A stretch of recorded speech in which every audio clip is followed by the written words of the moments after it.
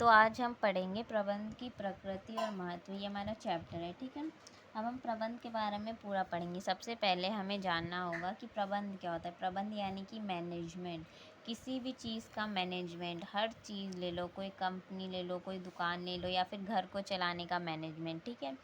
तो हम इसका वो पढ़ते हैं, ठीक है। लोगों के साथ मिलकर काम करने की कला को प्रबंध कहते हैं। मतलब जब बहुत सारे लोग मिलकर काम करते हैं उसे ही प्रबंध कहते हैं। कैसे? जैसे इसका मुख्य उद्देश्य संगठन मतलब जब संगठन बहुत सारे लोग मिलके जिस चीज़ में काम करते हैं ना उसे संगठन, ऑर्गेनाइजेशन भी कहते हैं। संगठन को सही तरीके से चलाने के लिए, मतलब कोई कंपनी है मान लीजिए, उसे सही तरीके से चलाने के लिए प्रबंध का होना आवश्यक है। किसी कंपनी को चलाने के लिए प्रबंध का होना आवश्यक है। कंपनी मतलब कोई छोटी से छोटी कंपनी, या कोई ठेले वाला भी ठेला चला रहा है, तो हर चीज़ को चलाने के लिए प्रबंध का होना आवश्यक है, जिससे व्यक्ति से कार्य कराने की क्षमता है।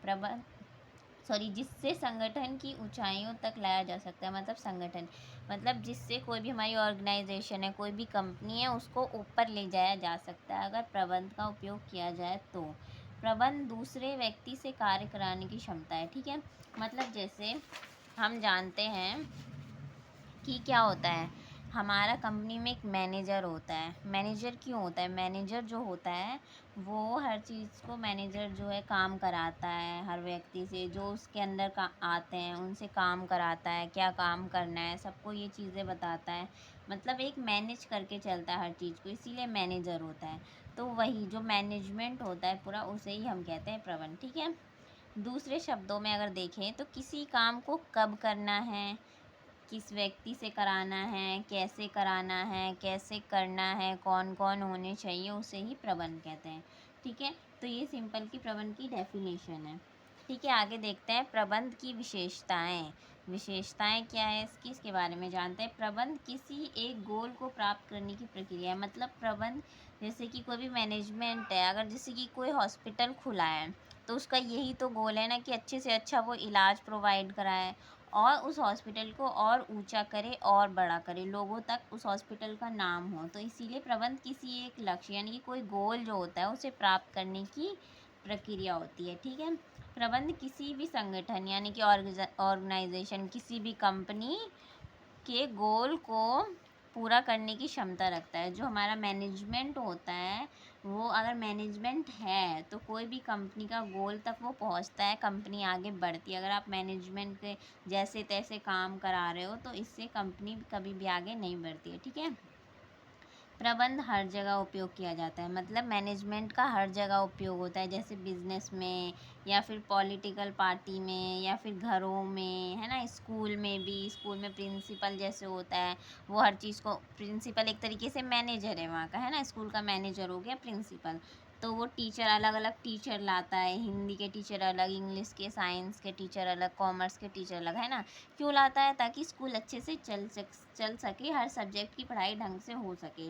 अगर टीचर होंगे ही नहीं अलग अलग तो कैसे मैनेज होएगा? फिर बच्चे भी, प्रिंसिपल होता है तो प्रिंसिपल हर चीज़ को मैनेज करके रखता है, टीचर को, बच्चों को, ठीक है। तो इस तरीके से स्कूल चलता है। तो वही है कि हर जगह उपयोग होता है, बिजनेस में या कहीं भी।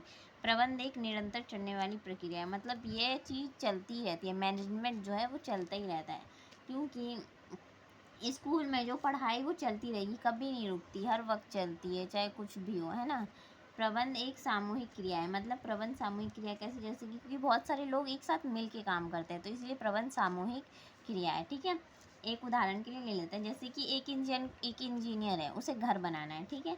तो उसमें उसने ठेकेदार, लेबर वगैरह रखे। ठेकेदार ने कहा कि 10 करोड़ रुपए लगेंगे, ठीक है, इस बिल्डिंग को खड़ा करने में। तो उसमें क्या क्या, लेबर को कितने देने, लेबर की किराया है, लेबर का रोज़ का वो कितने लेबर रखने हैं, कितना बालू रखना है, कितना पत्थर चाहिए, कितना मिट्टी। मतलब उसमें ये रहता है, अगर एक देखने वाला इंजीनियर जैसे एक तरीके से उसमें मैनेजर है, उसने ठेकेदार रखे, लेबर रखे, और वो इंजीनियर हर चीज़ देखेगा, हर चीज़ को, कि पत्थर वेस्ट ना हो या बालू वेस्ट ना हो, इधर से उधर बर्बाद ना हो, ठीक है। तो उसके लिए इंजीनियर है। तो इस तरीके से ही मैनेजमेंट जो चल रहा है, अगर ये नहीं होगा अगर ध्यान नहीं दिया जाए, बालू मिट्टी बर्बाद हो रहे हैं तो कुछ भी तरीके से नहीं होगा, है ना। इससे बालू मिट्टी की बर्बादी नहीं होती है और लेबर भी अपना काम सही से करेंगे।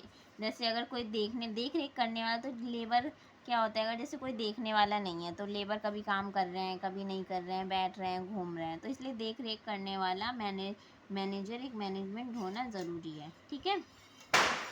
किसी भी काम को सही ढंग से कराने के लिए प्रबंध की ज़रूरत पड़ती है, ठीक है। ये है इसका वो उदाहरण। आगे हम पढ़ते हैं, ठीक है।